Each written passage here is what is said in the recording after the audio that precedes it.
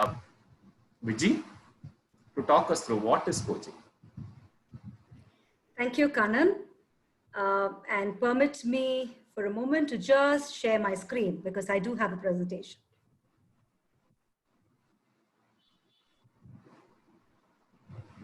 It's done, ma'am. Is my screen visible? Yes, ma'am. Yes. But I don't seem to be able to go into the PowerPoint, the slideshow. Yeah, I got it. All right. So just seeing the screen, brings a big smile on my face because I am genuinely and excited and happy to be part of ICW2020. What a celebration of coaching this is. I am truly energized to be in the midst of so many coaches and, more importantly, so many of you who are coaching enthusiasts who are just here today. In the middle of a working day, you have taken time out to be here. So my gratitude and equally my sense of appreciation to all of you. So with that context, I'm just going to move in. As Kannan rightly said, today's session, while it is broadly about coaching, we will try to have the spotlight on women and truly believe there is a reason to do so. So I come from this thought, and a lot of you would have heard it before, an equal world is really an enabled world. And I think coaching as a profession and as a process is a huge enabler. It enables a lot of people and humanity as such to move forward. And I believe it is so important in the case of this part of society, which is the women folk, me included. So I'm going to context a little bit about what ICF is before we get into what is ICW. For those of you who are not coaches, you know that this session is being hosted by ICF. So must also tell you this, in my part of the country, from where I come from, when you say ICF, and truly so, yeah, there's another great brand called ICF, which is Integral Coach Factory.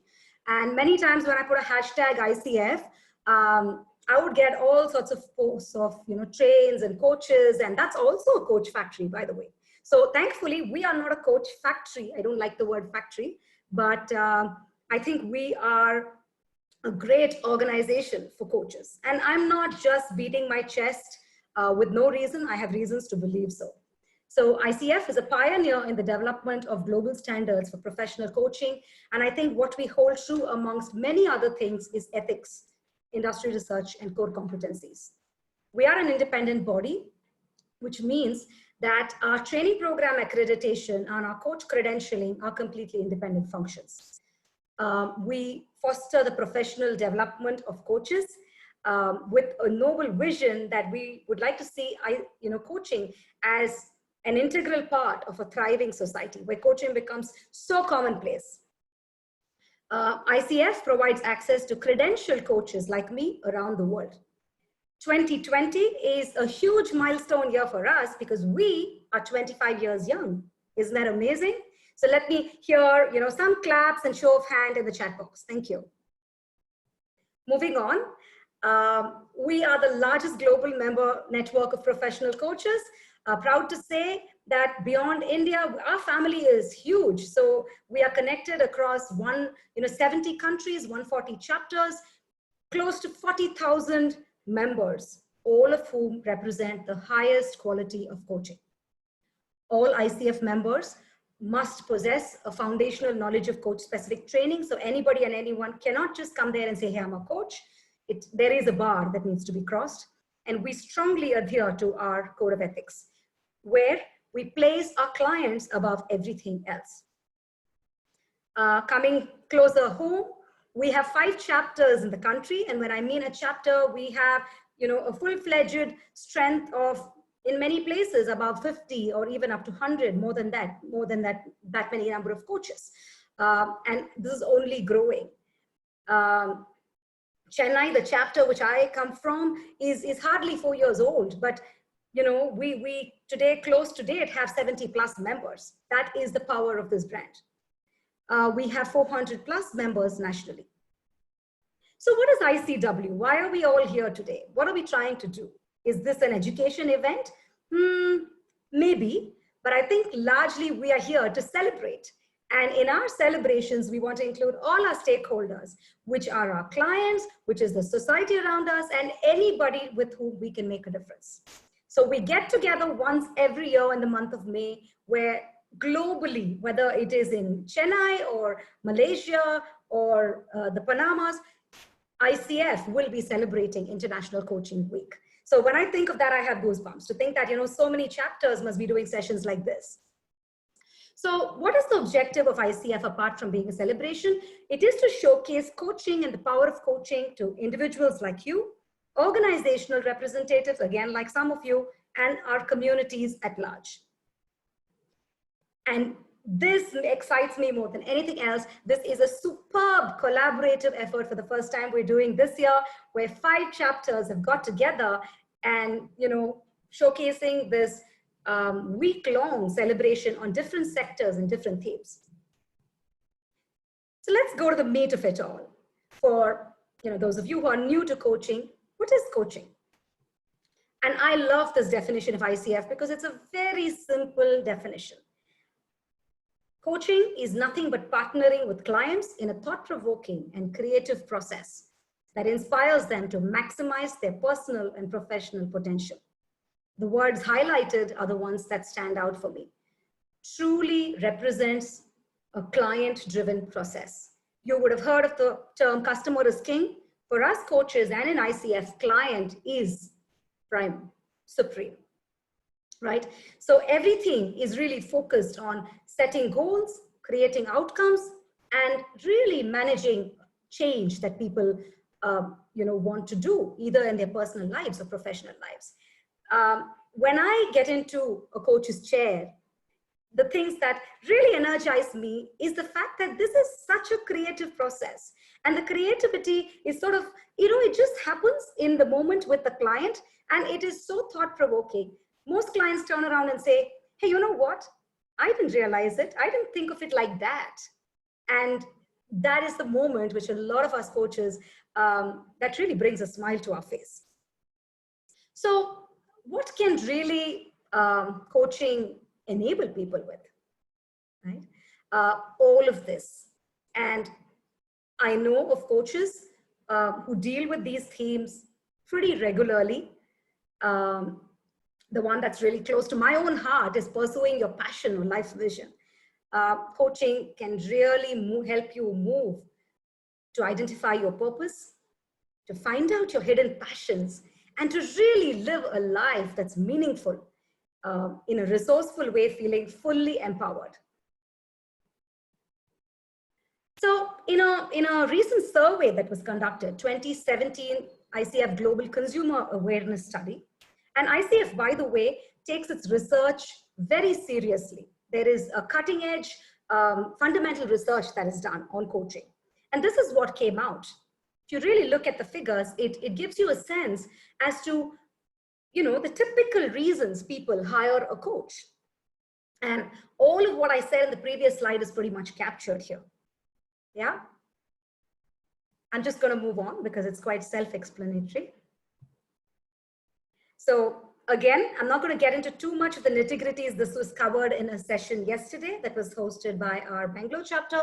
But simply put, while coaching may be very similar to a lot of this, and I have great respect for all these disciplines, coaching is not exactly this. So what does a coach do? What do coaches get paid for? So coaches simply do 4 things in a process. First of all, they help you to discover, align, and clarify what you want to do in the session, what you want to do in the program. They encourage you to really discover yourself, because nobody knows yourself better than you yourself do. And then they help you elicit solutions and strategies that are completely generated from you. And finally, coaching is not just about a friendly chat. It is about responsibility and accountability, and your coach will be your true partner in allowing you to do that. All this is possible in a safe space of confidentiality by asking powerful, thought-provoking questions, listening with no judgment whatsoever, and finally, creating a space for empowerment. Just talking about it energizes me. Finally, as I come towards the end of my overview, I want to leave you with this. There are many specialities. So coaches, depending on their areas of interest, specialize in many of these things. And this is just to tell you, there is so many spaces in which coaching can support.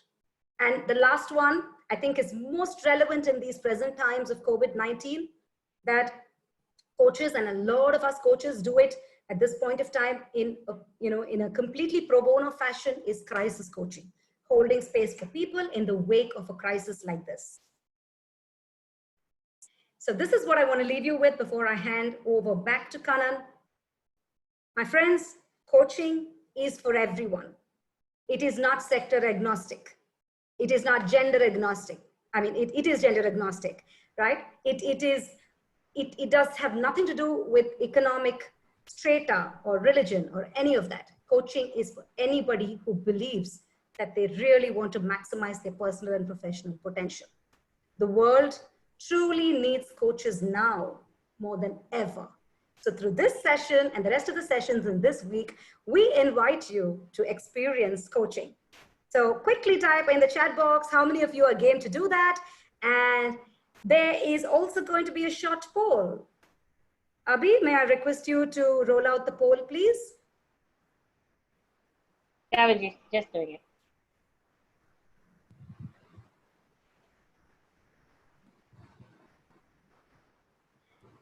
So quickly, and it's just one click of a button, what's your understanding of coaching at this time? We have 251 people on this call. That's fantastic. And let's get 251 responses.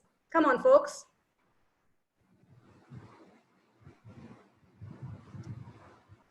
Unlocking potential is almost inching towards 80%. Yeah, that's wonderful. A ton of responses coming. We have another 30 seconds, I think, for the poll to end.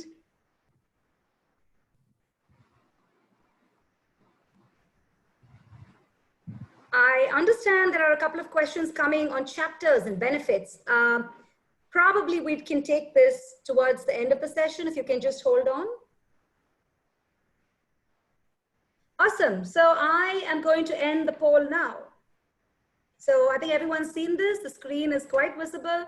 So I think everything got a response or two, but the biggest one is unlocking potential, and followed closely by increase of self-awareness. Thank you everyone for participating. Thank you, Kanan, over to you. Thank you, Vijay. That was really wonderful. It was really wonderful. And I quite liked one of the comments that came up, coaching is limitless. Yeah, I think it sums up all. Yeah, so you gave a beautiful overview of what is coaching and what's in it for all of us. Great. Now it's time to listen to an expert on this field. So we have pleasure in inviting Mughda Shah, our keynote speaker for this evening. Abhi, can we get Mughda on the screen? Yeah. Yes. Great. Welcome, Mughda. Good evening. Hi. Good evening. And Mughda is an economist and TISS HR professional with over 23 years of HR, L&D, and CSR, serving across the country and across a variety of different sectors. And she is a specialized life coach for youth and women empowerment. Who else can talk about the focus on women than you, Mughda? And she is part of a HR think tank of Tata Group. She's also a visiting faculty in NMIMS and TISS. Now this is a quiz for you all. You need to guess what else is Mughda other than whatever I am telling you. Okay. Finally, she is also a direct MCC holder in her first attempt. And thanks to her coaching practice for women empowerment in the last 5 years. Welcome, Mughda. All yours. Give us your perspective on what is coaching for women and how is that going to change the world? Yes. Thank you very much for this opportunity. Thank you, ICF. Thank you, Chennai chapter. And it's my pleasure and honor to be sharing my experience in coaching, especially for women. As some of you guessed, I'm also a sports person, yes. I'm also a dramatist. I'm also an instrument player, a singer, a poet, a tracker, and many things. Of all, what I love now, yeah, and something is left, and that was coaching. So I did MCC. So let me start from understanding women. One of my favorite story in this regard goes like this, that one day a king asked everybody, finally, what does a woman want? And nobody could answer that. So king was desperate to know that. So ultimately one of the knight was chosen, that king is going crazy and the enemy may attack anytime. So please find the answer ASAP. And it was said that there is a witch outside the kingdom in the forest. She knows the answer, but who would go to her? So this knight dares to go to save the kingdom and the people. And she says that, why should I answer you? You marry me first. So he said, oh, so be it. I would have given my life for my country in any case. So be it. So he agrees to marry. So looking at his commitment, she says that, okay, I give you a boon. For 12 hours in a day, I can be a fairy. And for 12 hours, I'll be a witch. So which 12 hours? Public hours or night 12 hours? You want me to be the fairy? You tell me. So by the time he is already desperate, so reluctantly he says, okay, whatever. You choose whatever. So during the daytime when the marriage ceremony is to be completed, she comes out as a fairy. So he gets scared that now in the night he's going to really meet the witch. In the night time, she has said that I'll give you within the 24 hours the answer to your question. So when the night arrives, this lady is still a fairy. So he says, what happened? 12 hours already passed. She said, this was the answer to your question. What a woman really wants. She just wants a space where she can be herself without anybody telling her what she needs to play in which hour. So the reason for reminding it is the coaching space exactly give this space to a woman. And having given that, everything is then done by the client. I work for women farmers in Maharashtra and Gujarat, nearly 1 lakh of them. And I have created catalysts out of my clients, including suicide farmer areas, including farmer areas where there are clusters and federations. So no bar age, no bar education, no bar financial strata. What I have seen is, especially when I work for a group which are mothers, mother knows everything. What definition Vijay shared with us. See, she's actually nearly a coach herself. She holds that space, non-judgmental, with full faith for her family member. She's the one who had created a good man or a good lady out of her child. So she's coach already, but maybe at times she forgets about it. So when I looked at coaching competencies in my ICF times, actually one of my gurus who said that what you're doing is actually coaching. Do you know that? While you're doing that, why don't as well apply? I said, but I see people who are like coaches. Okay, so then go for MCC directly, because there you will find the content which can make you a master coach. So I actually joined MCC more as a learner, a non-practitioner coach. I'm majorly working in women empowerment and not a coach. But I was told that what you're doing is actually coaching. Why not do it properly? So I said, great, if I get access to syllabus, nothing like it. So I went for MCC and got that. Yes, yes, I opened up a biggest secret to men I know.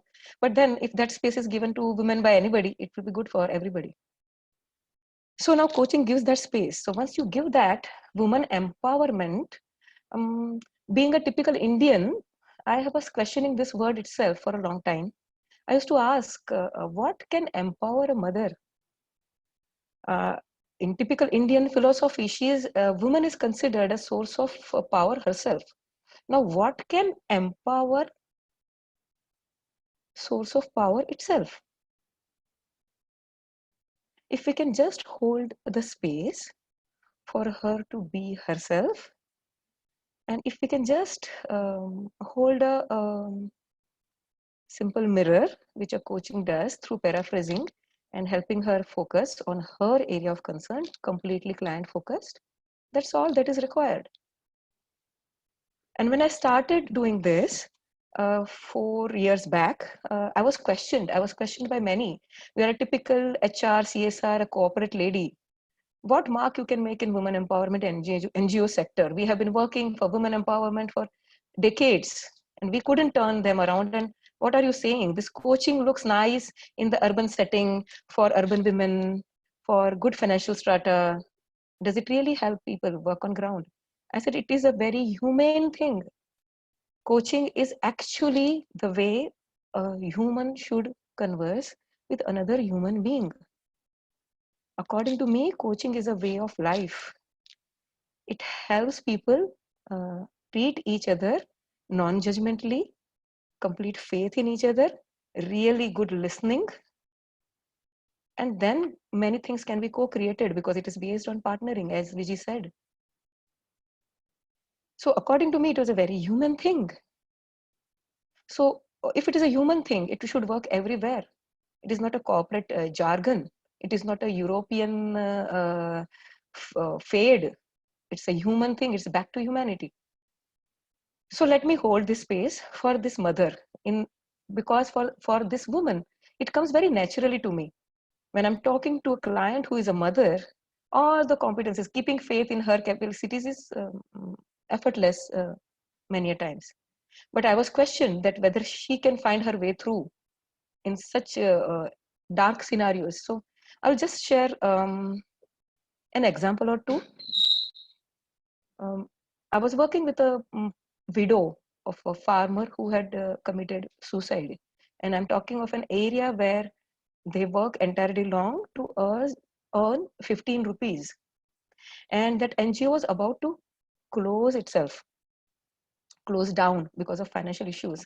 And we were to actually tell women that now you need to stand up on your own and decide a business idea and stand up. No money coming from anywhere. So such was the dark scenario. So if that is the dark scenario, then how can coaching help anything? No money could have helped, no rescuer could have helped, because that was tried and that could not have sustained itself. They were sustained on charity for 6 months, earlier 6 years to another project, but everything was coming to close. What was not done was coaching. If the lady finds her own answer, her own potential, her own power, that was the only last and final savior. And all we did was just sit with her, said that what you can do, let's look at your story. And she actually did what we say in coaching parlance, brown water flowing. She had her full brown water flowing about her husband's death, and the story went on. Ultimately, she herself found out the answer, saying that if my husband, we simply asked some direct questions, which is part of coaching skills, direct communication, keeping the client focused on the area of concern he or she wants to address. And that helped her find out that what she would have done if husband would have been around, what the husband liked in her. And she took catering at her challenge, because catering was the thing which her husband appreciated in her the most, her ability to cook food. And today she is a big tiffin service provider.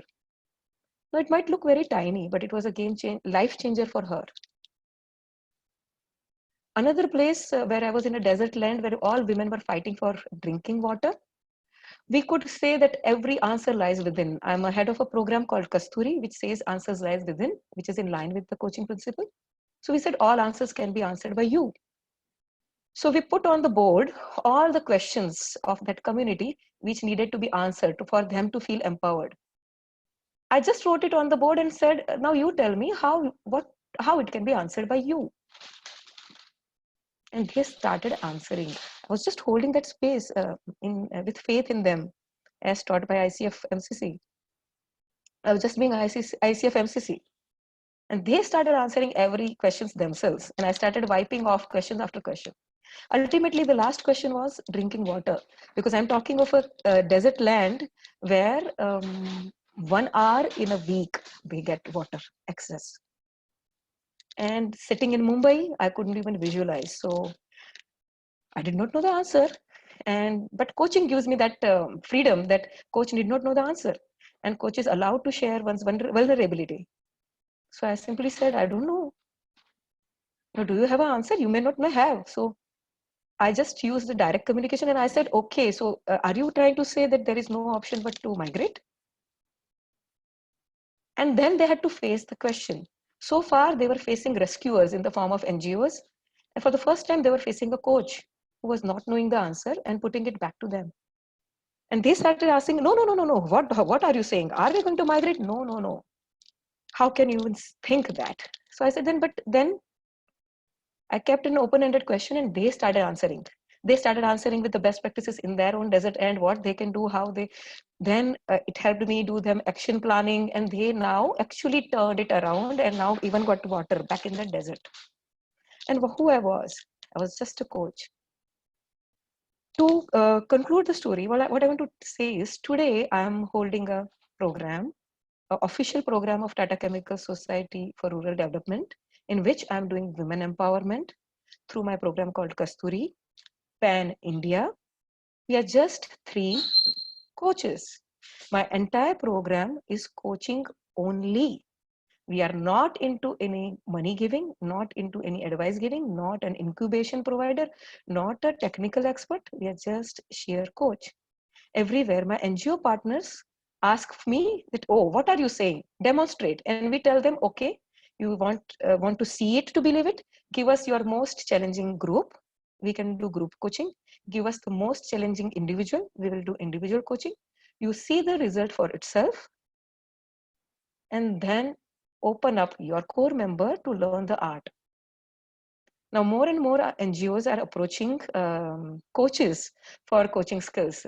I'm based in Mumbai, so ICF chapter Mumbai, ICF chapter Pune, Bangalore have started getting approached by NGOs who are working in women empowerment, seeking your time, coaches' time, because they know these people can turn people around. Because what empowers us? Try and remember, just a closing remark, try and remember who has empowered you in your life.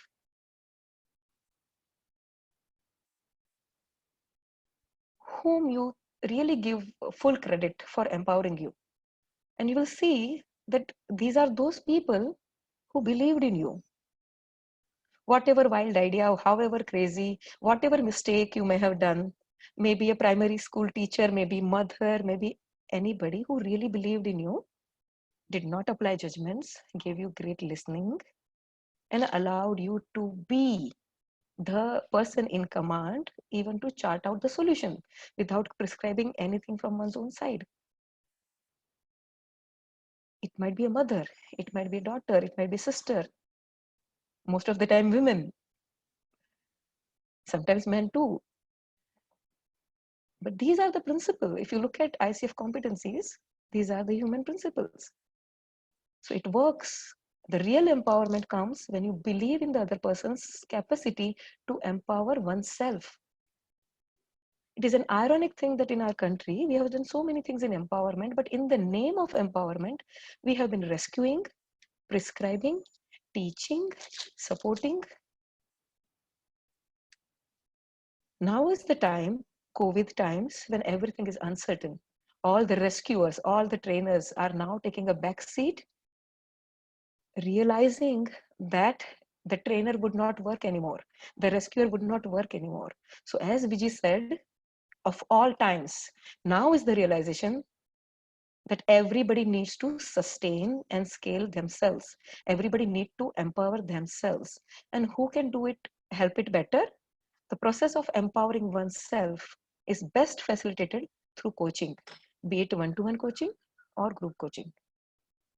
I'm here to all of you, available in case you want to write to me or take my services for any of your support for you to actually execute it.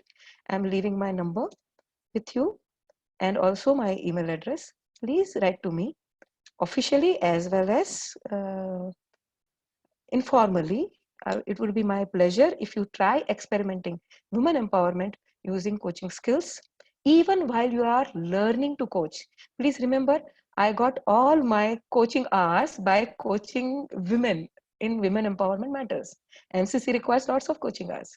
You get them when you try to do it for women empowerment because there are the mass numbers there. Social projects, community welfare projects that are there. It is those blessings of my women, how they got impacted, that has got me the direct MCC. I was just getting amazed by my client. And when you do it for women and for their empowerment, I personally take coaching as a mutual coaching.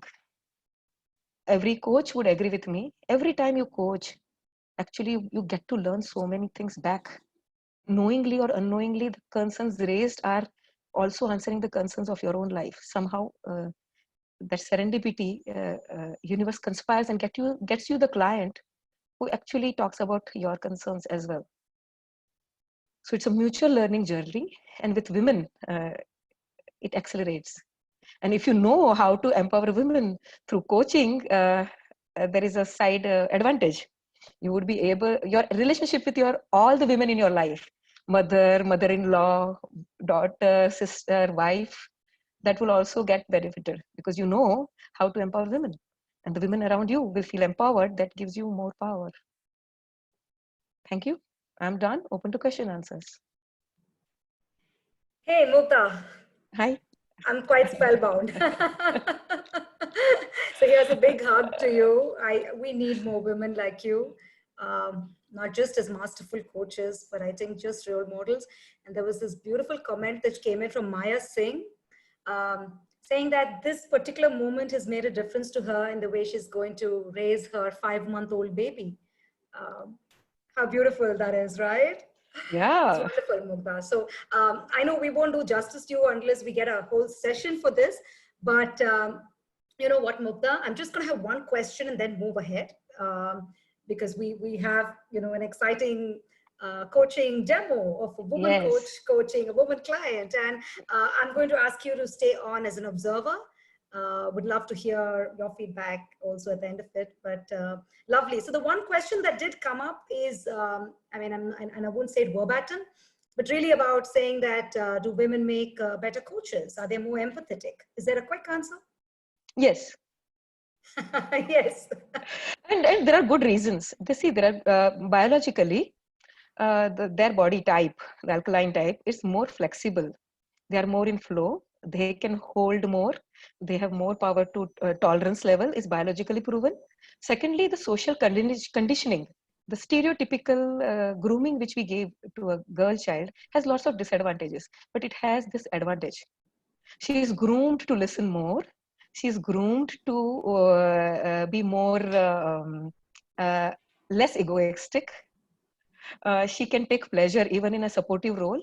Now, all this biology plus sociology gives her a greater advantage. So she has a competitive advantage. Why not take it? Okay. Yeah? Thanks, Mughda. And I'm sure we'll hear multiple points this way, that way, but let's not get on to a debate on that. But I just have one fun fact to share. So when I was just checking out the ICF data, I believe 70% of our credentialed coaches are women. I didn't know that. So yeah. All right. On that note, I'm just going to hand this over back to Kanan. And we are going to watch two more wonderful women here today. So stay tuned, everyone. Keep your questions coming. I know there are lots of questions on chapter and credentialing and all that. We'll definitely find a way to get back to you. Thank you. Thank you, Vijay. That was awesome. Thank you, Mughda, for being there and sharing your story. Very inspirational. Thank you, sir. Now we have Shaila. We welcome Shaila and Sudha. We have a real demonstration of a coaching with a real client by a real coach. Yeah. And Shaila is a PCC certified coach from International Coach Federation. She's also a niche business executive coach, women executive coach, and engaged living coach. She's a licensed human element practitioner, one of a very few in India and the first in India probably to be certified on that. And she's a chairperson of ethics committee and a professional member in Indian Society for Applied Behavioral Science, ISAPS. And he is also a nonviolence communication practitioner, NVC, as we say in coaching circles. Shaila, welcome. We're pleased to have you here.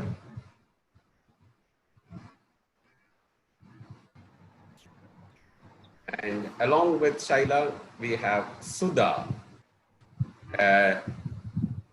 executive with over 10 years of experience, work experience in various capacities, ranging from trainer to customer support. And she is pursuing her passion of a new career in an education field, in a startup. She's passionate about storytelling, and she's also, in terms of qualification, she's an MBA from University of Texas. Welcome, Sudha. And Shaila and Sudha, over to you. Thank you, Kanan. Thank you. And it was such a authentic expression of what Mughda had shared. So I'm really glad that I'm following the next steps for Mughda. Thank you so much, Kanan. Am I audible? Yes, you are. Thank you, Kanan. Abhi, can we promote Sudha? Sudha is already here. She's Yes. part of the panelist, yeah. Yes, Great. I am. Thanks. Hi, Sudha. Hi, Shaila. Just a quick question. Are you comfortable where you are? Are you seated comfortably? Is everything at place for you? Yes, Shaila. Thank you, Sudha. So I'm really glad that we are here together today. And I think we will have 45 minutes, Okay. which we will be coaching. And this is unrehearsed. And yeah, I think we can start the session. And I can't really remark that there will be a confidentiality to this because I see that there are 283 people also listening to us. Okay. Yeah. So Sudha, what would you like to look closely at today?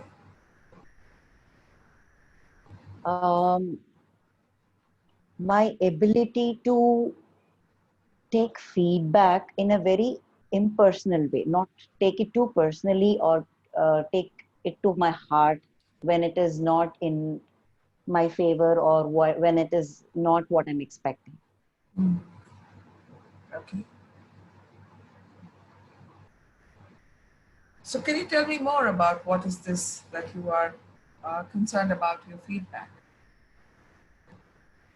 Okay. Let me tell you an incident that happened recently. I'm working with this startup. It's an ed tech. We do online and face-to-face training.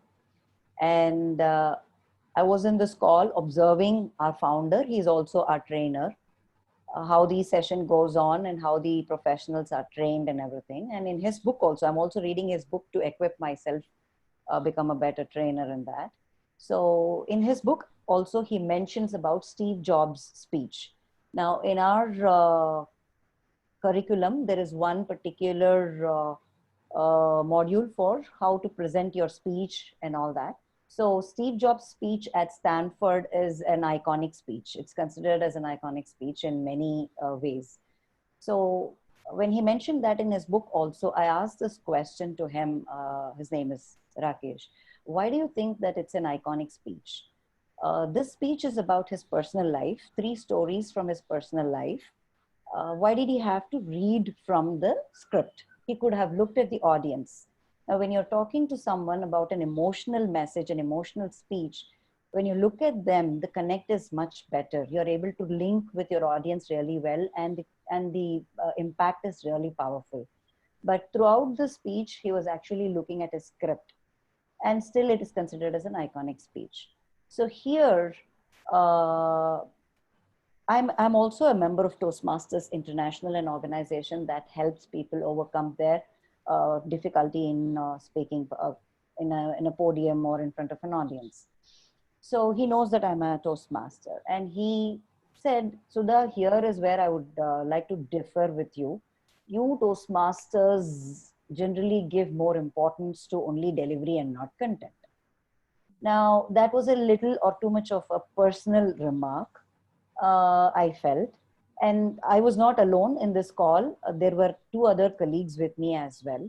And then he said, I would like to understand why you felt so, and can you elaborate? So I had to delve a little deeper. And then he cut me in the middle and said, don't repeat yourself. I can understand what you're saying. That was a little bit of a very harsh or a rude statement, I felt. So when someone, a colleague at place of work or in a public place or something, when someone says like that, how do I not let it affect me or bother me? Now, the way I see it is, he could have probably said, Sudha, yes, delivery is important, but equally is content. But then I reworded that and told, maybe because Steve Jobs is a person who has proved his credibility already, the delivery is not too much of importance. Maybe the people are not going to be swayed by his eye contact or the lack of it. But it could have been in a very common platform on a non-personal kind of a thing. But this was, I felt that it was kind of a blow. Why do you have to repeat yourself? And he cut me short and things like that. So in place, at workplace or any common place, when someone says some things that, are not what you're expecting, how do I not allow it to affect me? Okay. So what I hear you saying, Sudha, is that one, while you were listening to Steve Jobs' speech, that iconic speech, you had a sense that perhaps he could have looked at the audience instead of looking at him. One. Two, when you mentioned it to this person, he said that Toastmasters, because you're one of the Toastmasters, they probably have a aptitude to look at delivery rather than content. And secondly, he said that, why do you have to repeat yourself? You seem to be repeating yourself quite often. What did that do to you, Sudha? How did you feel about it? Immediately, some kind of a prick inside me, in my heart. Why is he talking like this? He asked me, why do you think so? And that is why I had to elaborate. He asked me, why do you think about Steve's speech? So I had to elaborate. Now here we are, people of two differing opinions. He thinks it's an iconic speech. And my question is, why do you think it's an iconic speech? Because it misses one important aspect of public speaking. Now we can differ. Some people say content is the king. Some people say whatever it is, the messenger is important. It's not just the message, it's the messenger who makes all the difference. So it has to be delivered, it has to be packed in such a powerful way, and then the message remains memorable. So people can have their own opinion. I can choose to have my staunch belief that yes, content is important, but so is delivery. So there is nothing wrong about it. But then it felt as if I was, the way he spoke, maybe did I hurt him or his opinion, his stand? But I kind of recounted the whole episode and felt I did not utter anything in a very painful or, in a very condescending way, or hurting or questioning his logic. He is a doctorate, he is an IIM professor. Well, he comes with his own proven credibility and all that. Did I hurt his ego in some way by questioning, is what I was thinking again and again. So I hear your thoughts, Sudha. And I hear that you felt a prick. Correct? Tell me more about this prick, Sudha. What's this prick all about? a hurt or some kind of discomfort. Well, it is not a one-on-one conversation. I'm not talking to him alone. There are a couple of others also in this call.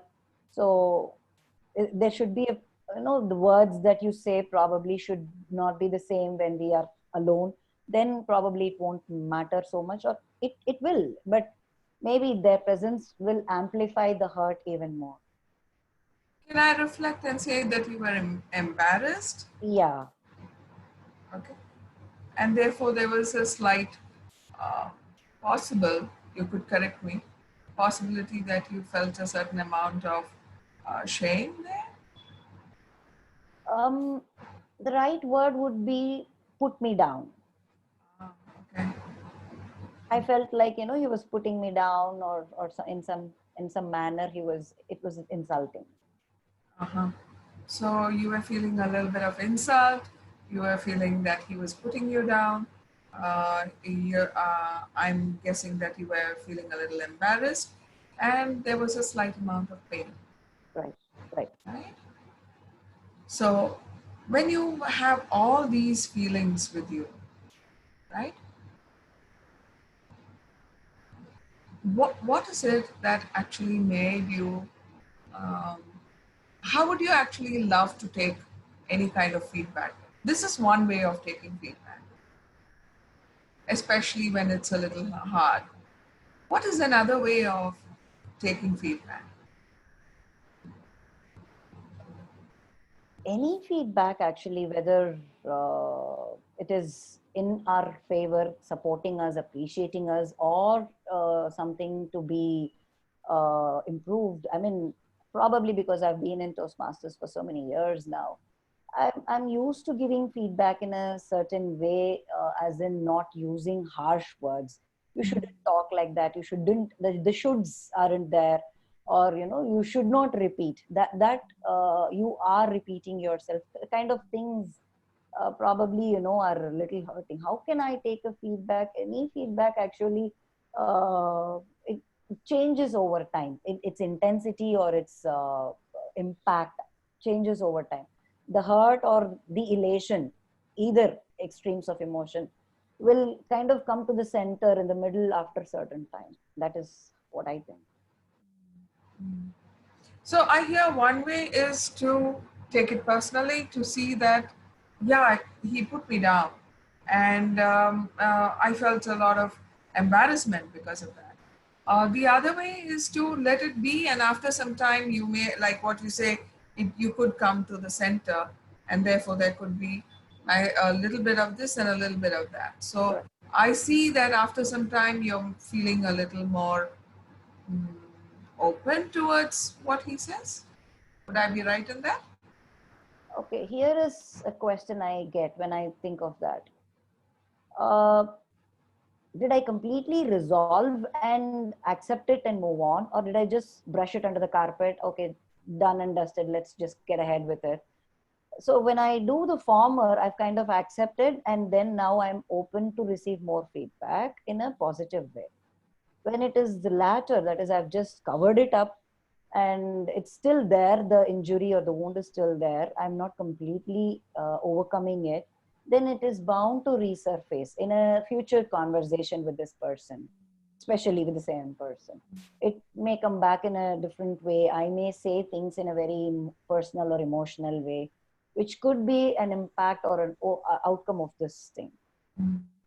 So my question to you, or my seeking help to you as a coach, is how do I resolve it so that this doesn't resurface again in the future conversation? And not only with this person, with any other person, I learn how to take feedback in a very positive way and not let it affect me. So, Sudha, I hear you asking, like, how can I take feedback more positive? Let's put the word positively aside. Okay. How can I take feedback in a way in which it won't affect me in this way? That's so much so that you are looking at it and you feel it's not resolved. Okay. Right? How can I take feedback? If I had to just ask you that question, keeping aside positively, let's park that word separately. And if I ask you this question, how can I take feedback in a way in which I am receiving it? What will that be? If you really look at it, how do you visualize yourself taking feedback? Okay, visualize myself taking feedback. The same way I would receive a compliment or an appreciation. Now, when I do some storytelling sessions, I am told that was an awesome storytelling session. You did a wonderful job. I don't immediately go over the roof and, start feeling really celebration and jumping and all that. I'm grounded. So I would like to receive all feedbacks in similar fashion. Being grounded. Right. Right? What stops you from going over this thing and being ecstatic when you receive a compliment? Or someone tells you you're awesome. What stopped you from really going? I don't know. When they said that was an awesome storytelling session, I said, thank you. I enjoyed this. I enjoyed telling the story as much as you enjoyed listening to it. So maybe enjoying the process of doing was what didn't make much of a difference to the outcome of it. Maybe I really enjoyed doing the story so much that irrespective of, okay, you did a good job. Okay, I'm not expecting that feedback. Now that I got it, it's okay. I'm kind of okay with it. I like what you said about just being grounded and receiving it. When it's a compliment, when it is something that you enjoyed it. Like if I had to place that as a factor of grounding, right? How would it be now with this grounding that you internalize for yourself? How would it be for you to receive these statements that you are repeating yourself? That, Toastmasters look at it more from a delivery point than a content point. And with this grounding that you have, placing that here, and then you hear these statements. Can you even visualize how it would be for you to receive it with a grounding that already exists in you? Okay, so now that you asked this question, I'm starting to, the storyteller that I am, I start to visualize things in detail. So the first case, when it's a positive feedback, it's a compliment. Let me not use that word. If it's a compliment, a job well done, so that we enjoyed, sort of a thing, I'm grounded. But whereas when it's a feedback that is not going really well, I'm under the ground. I probably dig and go much deeper, hide somewhere. I'm really down in the dumps, not feeling so good about it. That's literally it, what it is. So when I'm not really going up in the air, why should I really go down to the bottom in the ditches? So what happened in the former case is it didn't matter. It didn't really affect me. That it didn't push me up in the air, because it's okay, you tell me whether I did a good job or not. I know that I did a good job. Similarly, in the latter case, that is your opinion, that probably content is the king and it's most important. And it is my opinion that probably the delivery could have been better.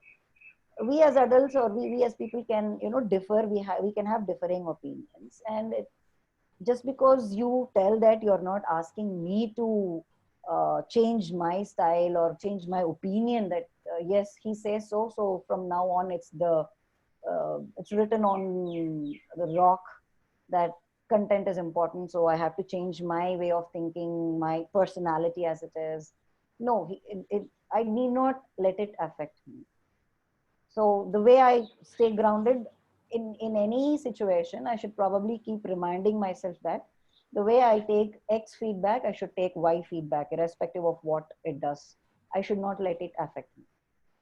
It's not a should not let it happen. It could not. I should. We can have that possibility. It could affect us. It could not affect us. So we are being very porous, like maybe. But then right now, if I look at it with a lot more grounding, there is a possibility that I could take it this way as well. right. Uh, but isn't it the human tendency to always seek appreciation and, wow, a job well done? And when things or the response is not what you expect, uh, certainly we don't expect to be told things in front of people. That is one thing that happened in this particular case in the presence of others. But even one on one, maybe we should expect people to be a little conscious of the environment where they are when they are giving feedback. Am I in the presence of others? Am I talking to this colleague one on one? Should I be more mindful of the words that I use, or the language that I use? Definitely, Sudha. You could take all of these as qualities that you could work with, Okay. because we don't know how others, and we cannot, like how you don't like anyone telling you, we too can't tell anyone else anything else, right? Now, if I really want to work a little deeper with you, Sudha, what's your favorite quote in which it's something about equilibrium? Any favorite quotes about equilibrium or Nothing grounding mind or immediate. anything? Your favorite quote? You're a storyteller. Quotes, I'm not able to recollect any other. Anything. It could be a quote. It could be two lines of a song. Anything that keeps you. Sometimes in Song. Tamil, it could be in Hindi, it could be in any language. I mean, recently I was listening to the song, so that is one that comes to me at the top of my head. Just go to hell. Okay. Okay. That's a song from Dear Zindagi, and Okay. the situation is that girl is also deeply affected in a very emotional state, and then she wants to regain that balance. She wants to get herself grounded back up again. So she tells her own self, just go to hell. I just want to tell myself, whatever happiness come, let it come in. Whatever I don't want to happen, let it not come in. Right. I like the lines of the song very much, actually. It almost seems like a good affirmation. Like whatever comes in, let it come. Whatever that I don't want Yeah. to come, let it not come. Yeah, she literally sings that aane do, dil mein aa jaane do. Whatever she wants to let to come inside her heart, and let whatever I want to get out of the heart, let it go away. Mm. So that's the lyrics of the song, and that Mm. is what comes to my mind immediately. Mm. And how are these lines? How does it affect you when you even sing it? So when I say that again, I feel like, the power is in my hands. The gates, the keys to the gates are in my hands. The words can come in and cause hurt if I choose to let it hurt me. If I choose not to let it hurt me, let it go out to the trash bin. I don't want that in my heart. I don't want to keep thinking about it. I can choose to flush it out. So I can take the control or the reins back in my hands. If I let it keep on affecting me, then probably I'm giving the control away to someone, an external factor, or that's what we generally tend to do when we are upset. We tend to blame all the external factors. He hurt me. Well, I can say that I allowed him to hurt me, or I allowed to remain hurt. Now I have the choice to get out of the hurt, and this moment is seize the day, seize the moment. This moment is mine, so let me just move on, forget it. So I think even I must remember go to hell. But more importantly, one of my mentors, Marshall Rosenberg, he always used to say, I feel what I feel because I feel. Exactly. Right? So when you say that, I remember that as well. So, Sudha, how are you feeling now? Better. I mean, at the beginning of the session, I felt that there was a conflict inside me. There was this pain or churn happening inside me. After the session, now you made me understand that, Sudha, it is in your hands. You can choose to let those words affect you, or you can choose to not let that affect you. It's your choice, the choice you make. So when we feel that I have a choice to make, we feel a little empowered. I feel like, yes, I have the power to change the script. I'm a storyteller, so I can change the story I say to myself. Okay. So just going forward one more step, Sunal. Yes, I hear you saying that you're a storyteller and therefore you can write the script you want to write. You can change the ending of the story any which way you like. So the entire choice is in your hands. So tell me, next time someone comes up and says, Sudha is ABCD, and it's not something that you want to take on your platter, tell me, how, in what way would you really write the ending of the story? Okay, again, I'm visualizing this girl here, this Sudha here. When something of this kind happens to her, a kind of a comic caricature of myself coming in my head with the big bold words GTH, go to hell, and telling myself that close your ears, wear your earplugs. You don't want these to enter your deep inside your heart. Don't let that enter. There's a trash bin there. Press that button. Let it go to the trash bin there.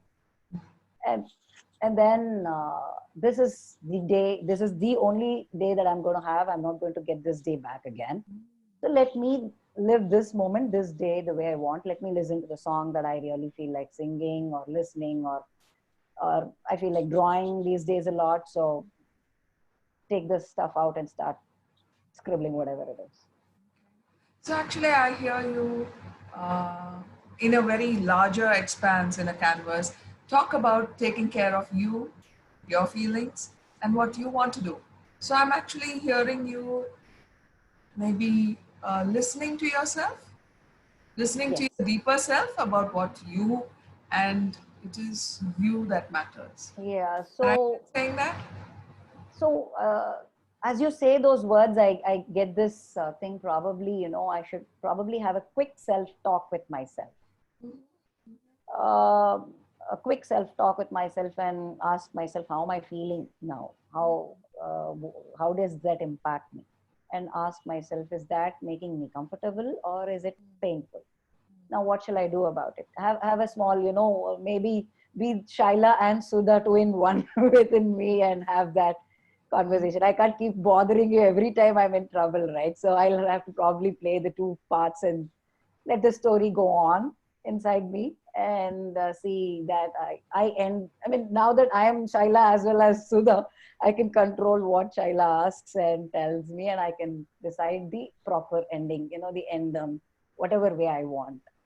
When directors are given the freedom to end the movie in whichever way, not like how the producers insist them, the directors are at free will to end the movie in a way they think that is the only possible ending that movie could have. So I'm the director of this movie. I'm the storyteller. So let me end the story this day, this episode, this event, the way I want it to end. Let me end it on a note that makes me feel good about it. What? Wow. I'm so happy for that for you. Thank you. And I remember a meme that I saw in Facebook. Sometimes I need expert advice, so I talk to myself. Good, I'll remember that.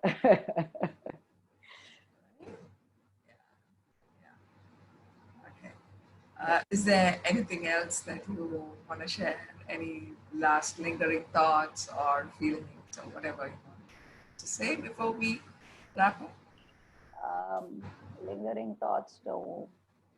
Thank you for this quick coaching thing. And sometimes we need an outsider's perspective, some voice from outside to ask you the right questions to make you get the answers. Because the emotions or the same repetition keeps on going, the story is not moving to the next chapter.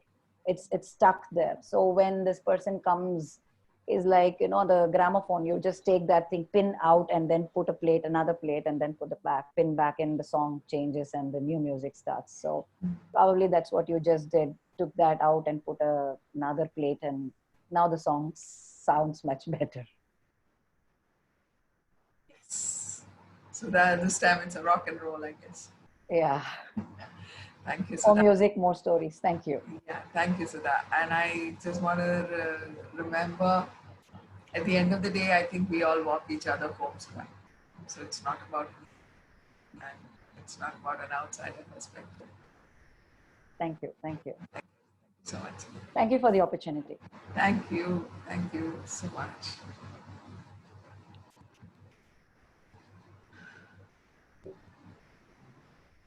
With your permission, may I, Shaila? Yes, yes, I was just waiting. Thank you. I was wondering which picture will flip now. I was looking. Okay, so this is the picture that's flipped.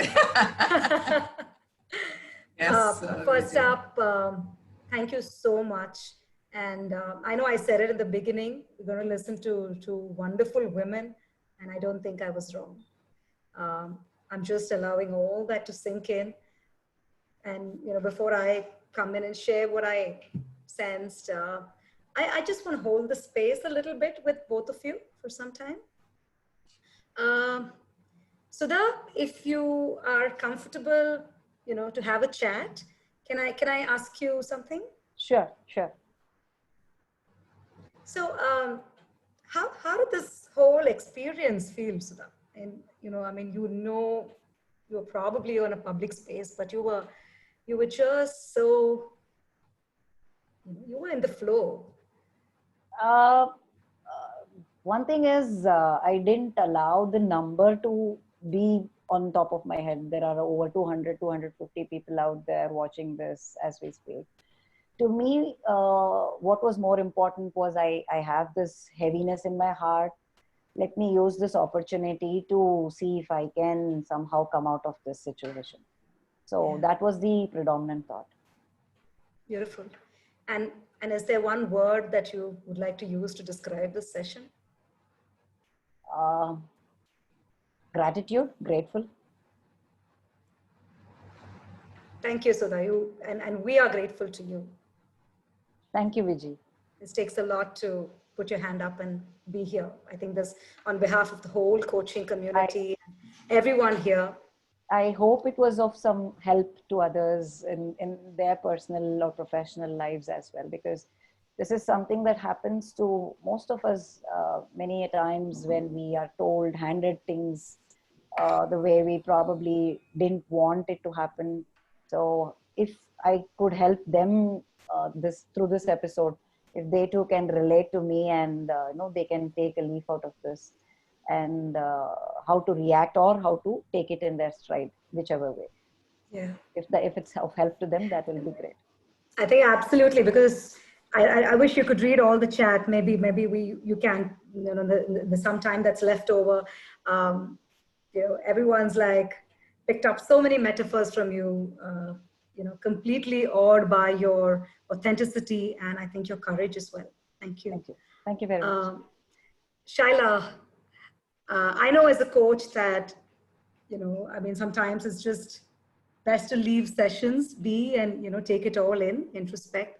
But if you can, just share a little bit about your experience coaching today. This particular session? Yeah, that's right. Right. So in the beginning, these little chat boxes kept popping up, and my first tendency was to go and read. And then I said, no, that's not my job. And to be with Sudha, that's about it. That's about it, to just be there with her and to experience that, what she also went through. I know we've all had somebody push us back, and the simplest question can be taken very personally sometimes. And I mean, the whole thing was to travel with her in every single thing. And for me, I think for me, the shift happened with Sudha when she could look at how she takes a compliment with so much of, you know, not getting carried away. If that can happen, this can also happen. So that for me was the moment when Sudha could look around, turn around and look at other ways of being. So suddenly I think a lot of windows opened for her in which she could pick whichever one she wanted. For me, that was the moment when the thing turned on its head. Yeah. Beautiful. And apologies, but we had a bit of a debate whether we should keep the chat going for people to, really sort of be quite connected with the Yes, session. yes, But certainly. but amazing. And I think that's again so masterful, right? That you just be so much in your own zone. And I must say Sudha was too. I mean, I'm sure it almost felt that you were oblivious that there was so many of us there. Yeah. And thank you. I mean, it was beautiful to see you hold the space. Thank you. Mughda, are you there? Can Mughda be promoted onto the panel, please? Is there now? All right. Mughda? Yes, I am there. So how was your experience of this? And, if you sort of connect back to what you spoke about, what coaching can do. Yes. Right? Is there a chord that was struck? Yes, there are specific observations about client and coach being women.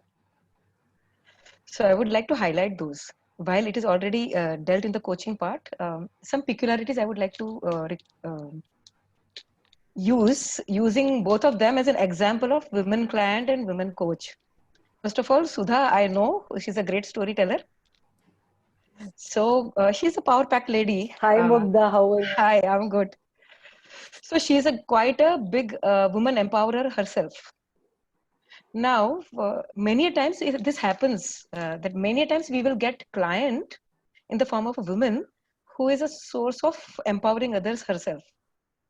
So generally what we are taught in a general coaching parlance about how to connect with the client in the opening statement, majority of time, woman is already prepared, the client. So she was very clear in the very first statement what she wants out of the session. It could have been so easy to even go, why now, why it is important. And a storyteller. And women, another peculiar aspect about women client. I'm not going to do PhD on Sudha right now for a minute. So second thing, typical, look at Sudha. Huh? She's so articulate herself and a storyteller herself. Beware while rephrasing women client. Huh? They're very touchy. They're very sensitive. Even when we end up using synonyms, they will correct us. So using lesser words as coach helps. Here it was saved because the woman coach also was woman. But I would be very, very touchy. Paraphrase it a little less. Don't disturb. Let her flow in her flow. Women clients are more in flow. And they may take time for their brown water flowing a little more. Because most of the time they're not, their energies knows all the answers. It is only, there are too much of them together, she needs to release it. So in the first few minutes, if she can release her energy, actually her cognitively speaking, she knows the answers. As in this case, just a statement, oh, what a masterful stroke by Shaila ji, in terms of asking for a quote. She got her answers in the GTH. So it was not coach designed and it sounded so emotional. Many times what happens when women client goes on her emotional ride, it helps her blossom, but then it is the coach who brings her back to her original concern. In this case, Shaila brought her back and to that self-talk thing, because her original concern was how to not take it personally. Now that GTH was a good solution, but it was taking it personally. She was still not taking it impersonally. So when that question was directly asked, that how would you like to take that self-talk, she could actually, immediately Sudha got the pulse and she said, okay, I will have a chat with you in my mind. So having Shaila in her mind is actually her real answer of getting it impersonally. So just wanting to show that women clients are pretty sorted. It is only when they get cluttered and when their patience and tolerance are taken to limits, they want somebody to listen to. A good active listening can get them their answers without much of deviations. Now let us look at Shaila as a coach herself. As my peer lady, my fraternity, I would like to tell her that with males, you may be as wise and mature as you're coming across, but with women, please do take more liberties. this getting tongue out and this laughter could have made you further more effective, because it's a lady to lady talk. So with women to women, certain more liberties and emotional expression can put your client at ease much more, because she herself is an emotionally expressive person on the other side most of the time when it's women. So holding that space, it's like a dance. So because woman client would dance like a ballet dance, most of the time you end up playing the male role, holding her well, and again releasing her and again holding her, and you are doing it well. You are being her counterpart. So you went with the dance. Now that go to hell was a very wild dance. Still letting it. So still. That is Sudha. Yes, but at that time, when she was saying go to hell, she was actually making that jump in the dance, which was the highlight of the dance. At that time, coach keeping himself or herself grounded was very crucial. Appreciating that flight and still bringing her back, and then she finding her self-talk and that action plan was necessary. So in a way, you were quite feminine also, but most of the time, it might need masculine also, because the feminine is there on the other side. So that yin yang balance in the dance is there. So I appreciate the groundedness of yours, as well as I encourage more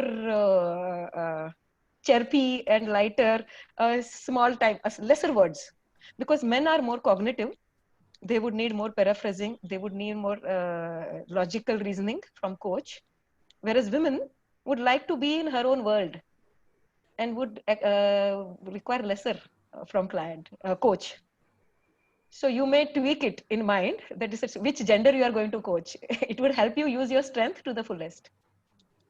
That's all. Thank you, Mughda. I mean, I'm saying, you know, to this kind of a panel, I think 90 minutes is definitely not a justification.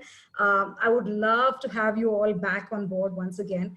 But I'm just going to shift gears a little bit. And before that, I just want to say, to me, this experience was a beautiful metaphorical dance. So much one could learn, both from you, Shaila, and from Sudha. And thank you, Mughda, for a beautiful, masterful reflection. If I can just ask you to hold back, I think PMC, are there one or two questions that you can bring back to this panel? Because I don't want to let them go before they answer a couple of, relevant questions to what happened. Yes, there are several questions, and I will read out a few things which is relevant to the subject matter of coaching. There may be the ones related to the ICF chapter and all that, we can handle it later. One of them is how, as a coach, how not to be judgmental. I'm paraphrasing the question, but that's the central message. Shaila, would you like to take that? How not to be judgmental? How not to be judgmental? Yeah, how as a coach. So how can I be non-judgmental? Yeah. Absolutely, yeah, that's the thing. Okay. Before I even become a coach, I think there's a lot of inner work I need to do. And one of them is to keep listening to what am I evaluating? How am I actually interpreting so many things that happen within me in my day-to-day life, right? Everything we've been taught is very simply to interpret and to build stories. And therefore, how can I be aware that these are my judgments, these are my interpretations of anything that I'm doing? And that would, in a way, when I stand in front of a coachee, make me feel a lot more, reduce the volume of my judgments to a larger degree. So it's a lot of inner work, and it's a lot of being more conscious about what you are thinking all the time, even before you really sit in front of a coach. Okay. I hope that helps the person who asked the question. And there's another one about coaching process. What if the feedback can be useful, but put across in the wrong way by the person? Here, I mean, probably the coach. Good feedback delivered in a wrong way. what happens then? Wrong way? I didn't understand what is a wrong. Helpful feedback, but delivered in a, put across in a wrong way, in unhelpful way, perhaps. I'm just reading the question as. Yeah, I think Mughda got it. She's raising her hand. Go, Mughda. Go for Yeah, it. so I would like to answer both. Can I also answer the earlier question a bit more, add to it? Yeah. Yeah, sure. Especially, I will keep this conversation more towards women. So if a client is women because she's emotional, a non-judgmentalness on the part of coach is appreciated. At the same time, it should not look too much detached, because see, one of the coaching competencies is intimacy with client, dancing with the client. So while we may not be we may be non-judgmental, but we need to be intimate with the client, partner with the client. So how you can be so active while being non-judgmental? By little bit adding your unconditional intimacy a little bit more. When you love a person, you don't put too much of an energy in judging. So increasing your right side more can help you control your left side. So that's my answer to the first one. Okay. And the second one, see, why give feedback? No, has the client asked? So your body language, your nod, your should be good enough for them to know that you are with them. If they ask for feedback, it is always good to create a disclaimer. What I understand you saying, and always end up also with a disclaimer. Is that accurate? So those are safe ways to do that. So my strategy in giving feedback best is get it out of the client's mouth herself, whether himself or herself. Let them ask how they reflect on what they said. How are they feeling about what they said? Now, how they would like this conversation to take it. 90% of the time, they themselves will end up giving themselves the feedback which you wanted to give them. So that is the safest way. And timing also, right? Yes. I mean, in the session, the way Shyla just asked it at the right time just seemed so organic. Yes. So yeah, yes, and it need not be done as if it should be done. Many a times it may not be required. The client may not be looking at the feedback. So there is no protocol or a checklist, a tick in the box which we have to do just to show that we have understood.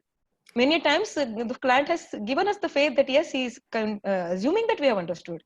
Why bring the attention to coach? Let the client be with client's own world. Yeah, sure. Yeah. Thanks, Mughda. PMC, one last question, because I know we're heading to. Yeah, very sharp question here. Can you please explain what is brown water flow? Okay. Brown water flowing is typically, I would associate it with Zen or any of those, where the muddy waters, the water that's, where I have a lot of noise in my head, where there is a lot of, thoughts, talk, and then second voice coming in, third voice coming in. So there's a lot of babble in my head, and then I just let it flow. I'm releasing it. I'm letting it come out in any which way I like it to come. And therefore, if you remember, if I may take your example, Sudha actually in the beginning, she spoke all about Steve Jobs, iconic, and then this person who was an IIM professor, and how could he do that? So it went on about all those thoughts when it was released, when finally it's a lot more calmer and the water is less brown and it's becoming still and clear. Like today, with all the lockdown, the water is a lot more crystal.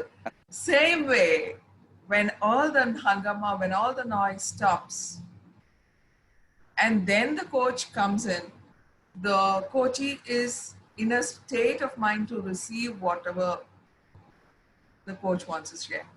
Otherwise, with all this brown water or any kind of water, any color water, I don't have the space to receive anything because I haven't released any of this. I haven't let any of this go, even verbally. So when I do that, I am in a space of receiving. I'm in a space where I can be receptive.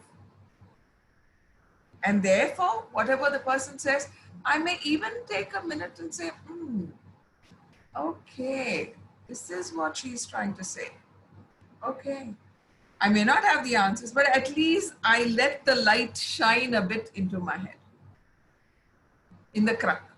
So brown water flowing is just letting everything go, letting all that. You know, when we clean tanks, we let all the dirty water go, and Yes. then we clean it up, and then we let good water stay. I would have. And while Shaila says so, she's saying on behalf of Sudha, because she was saying from the client's perspective, what happens when you let the brown water flow. So now why this let the brown water flow statement got created is from the coach's direction. When the brown water is flowing, don't flow along with it. It is a statement to remind coaches that don't start dancing to that brown water. Let it flow, let it pass by. That is not what the client is. Wait, allow the client to settle down, and then you'll see that pure water in which client herself or himself is in a reflective space. That is the time when you join her in the dance. So don't associate client with the brown water. Client is that stillness where client herself would reflect back. Thank you. Back to you, Viji. Wow, thank you, wonderful.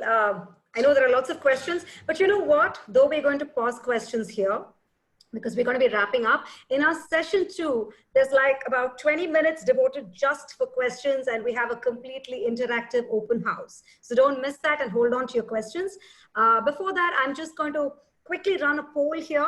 Please stay on, and I'm requesting you to give us maybe 2-3 more minutes of your time. I know we've gone ahead of the clock, but just hold on. It was a lovely session.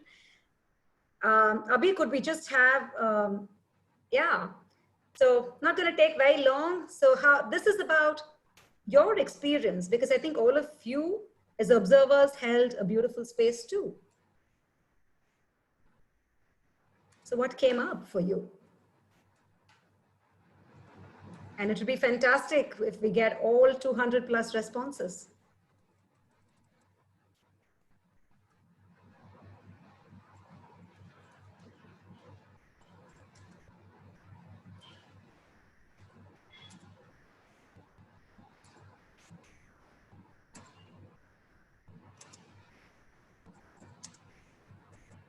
All right, going to be ending polling in about 10 seconds.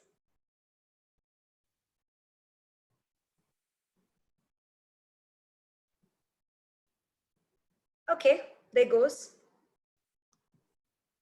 I'm sharing the results. Yeah, so that's where it is. I mean, focus on emotions and expression of feelings and thought-provoking questions, pretty much neck to neck with pick up on a couple of other very important things that happen in coaching.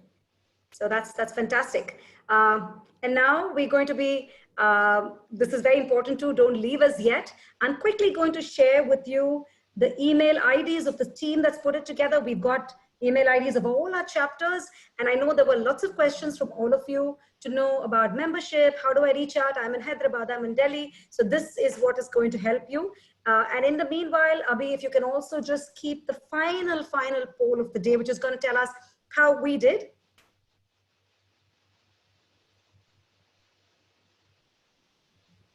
Yeah, I hope my screen is visible.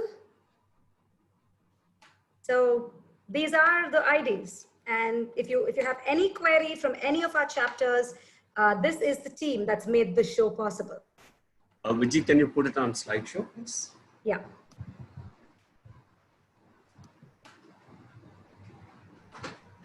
Thanks. Yeah. So there was Team ICF India together, putting this together for you.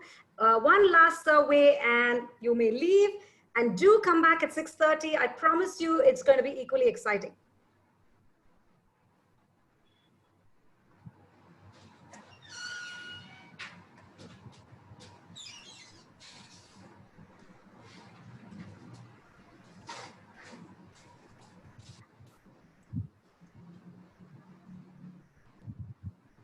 You've been such a lovely audience.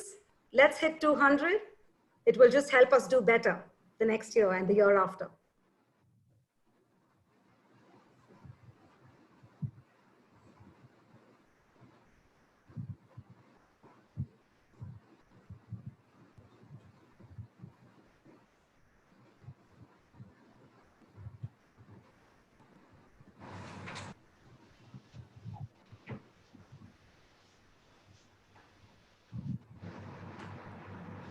So I'm going to be closing the poll in about 5 seconds.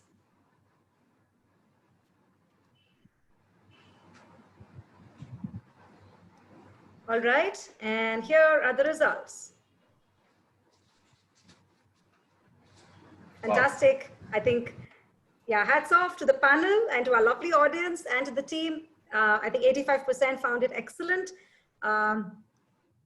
76% felt that coaching can bring value to you, to them. And this is where people believe coaching could be useful. Career and work, yeah, and business and family and relationships.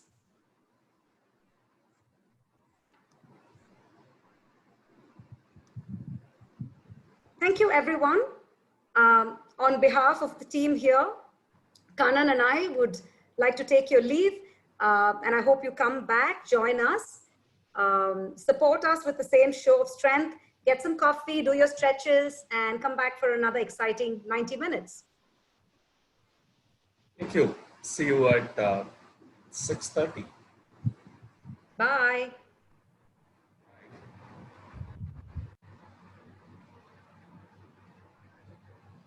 Oh,